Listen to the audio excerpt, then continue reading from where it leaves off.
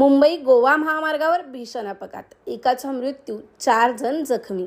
दिनांक 12 मे 2026 रोजी मुंबई गोवा महामार्गावर महाड तालुक्यातील चांडवे गावाजवळ सोमवारी संध्याकाळच्या सुमारास भीषण अपघात झाला। कणकवलीहून मुंबईकडे जाणाऱ्या स्विफ्ट डिझायर कारची महामार्गाच्या मधोमध उभ्या असलेल्या कंटेनरला जोरदार धडक बसली।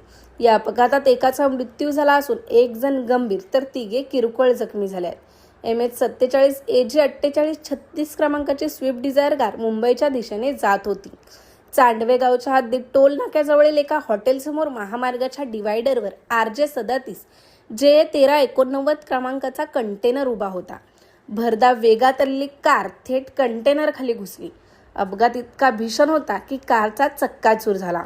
अपघातानंतर पोलीस प्रशासन आणि स्थानिकांनी तातडीने मदतकार्य केले। क्रेनच्या साहाय्याने कंटेनर खाली अडकलेली कार बाहेर काढण्यात आली व महामार्ग वाहतुकीसाठी मोकळा करण्यात आला।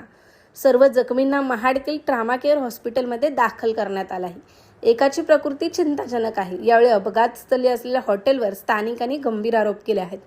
डिवायडरवर कंटेनर उभा करणे आणि त्याच ठिकाणी हॉटेलला परवानगी देणे म्हणजे अपघाताला निमंत्रण देण्यासारखे आहे, अशी संतप्त प्रतिक्रिया स्थानिकांनी दिली। पुढील तपास महाड पोलीस करत आहेत। ब्युरो रिपोर्ट, तेज मराठी न्यूज, महाड, रायगड।